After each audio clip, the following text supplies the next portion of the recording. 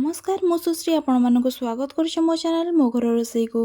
आज मुझे आपण सहित सेयार करने जाऊँगी नड़िया चटनी रेसिपी जोटा को आप बहुत कम समय मध्य बन पारे।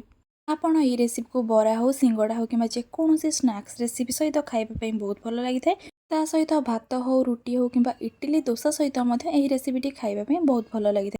एबे मो फाड़े नड़िया को ये कोरेकी नहीं जाइए। ये कौलिया नड़िया मुझे आपण मैंने पूरा नरम को कौलिया नड़िया ने सहित जमा भी सुखिला नड़िया ने सुखिला नड़िया नवा द्वारा जो बटा हुए आमर पूरा चिकन हो जाए खावाई जमा भी भल लगी न था। तेज से ये कौलिया नड़िया को फाड़े कोरेकी नहीं जाइए। एबे नहीं जाइए किसी गोटा जीरा किसी सोरिष ये तीनोटी आंबुला नहीं जाइए पूरा कौलिया आंबुला आपण मैंने ने सहित आंबुला ना तेंदुली नहीं पारे।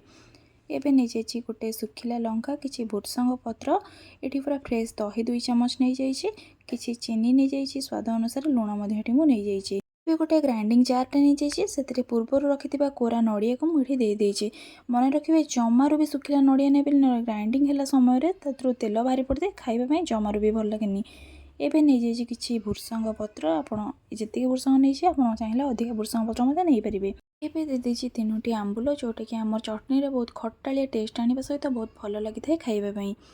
एबे दे दूची 2 चम्मच एठी दही दहीटा पूरा ऑप्शनल अच्छे जदि आपन पाखरे दही अच्छी दिंतु जदि नाही तेरे स्किप करि पारंती। एबे से दे देछि चीनी जोटा कि टेस्ट को बैलेंस करिवो ता सहित एबे दे देछि स्वाद अनुसार लुण से देदेछि 2टा कंचा लंका जोटा कि आमर चटनी राग आने सहित खावाई बहुत भल लगी था। सबको मिसेक पूरा चिकन करके बाटिक मुझे आपने देखिपे के भल से मुझे ग्राइंडिंग करके नहीं आसी। एबे गोटे सर्विंग बाउल को काढ़ी नहीं पानी दे नी जदि आपको पतला चटनी दरकार तेज अल्प टे पानी देकी चटनी पूरा पतला करेंगे। चलतु चटनी रे तड़का बा छुंक लगेगा से गोटे तड़के पैन को चूल्ही रे भलसे गरम कर गोटे चम्मच किसी रिफाइन तेल आप रिफाइन तेल बदल में सोरिष तेल नहीं पारे। से गोटे सुखिला लंका पकईकि किसी समय भलसे नाली हवा पर्यंत भाजी नहीं। एबे लंका हल्का टिके भाजी हो गला से पूर्व रखि जीरा और सोरिष को ये मुझे फुटे नौची।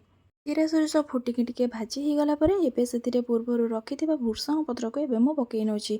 भुर्संग पत्र को पकईकि किछि समय भाजी सारा एबे आमर तड़का बा छुंक प्रस्तुत हो जाइए ताको आमे किछि समय ठंडा हवाई छाड़देला आमर चटनी रे पकेइबा। एबे आमर तड़का बा छुंक संपूर्ण रूपे प्रस्तुत हो जाइए। एबे गोटे मिनट पर संपूर्ण रूपे ठंडा हो आसलानी। एबे ताको आमे रखिथिबा चटनी रे देइदबा। एठी गोटे चामच नहीं मु भल से रखिथिबा तड़का बा छुंक को सेतिर ढाली नउची। गोटे चामच साहाय्य तड़का को भल से मुझे गोलैकी रखी नउची। तेबे एबे आमर प्रस्तुत हो जाइए नड़िया चटनी। एबे थरे आपण माने ए उपाय घरे नड़िया चटनी को बनातु पाखापाखि गोटे सप्ताह पर्यंत आपन को फ्रिज रे रखिकी खाई परिबे। जेकोसी स्नैक्स रेसिपी हो भात रुटी सहित खावाई बहुत भल लगी था। तेबे कमेंट सेक्शन में मत कहे भिडियोटी आपको केमी लगे भिडियोटी हेल्पफुल होता है मो चैनल को सब्सक्राइब करने सहित एमती भिडियोर नोटिफिकेशन पाइबा पाखे बेल आइकन को प्रेस करूँ। आपण मैंने ये रेसिपी को आपण फ्रेंड्स मान सहित रिलेटिव मान सहित सेयार करेंगे। तेबे से रही देखा गोटे नुआ भिडियो नुआ रेसिपी सहित।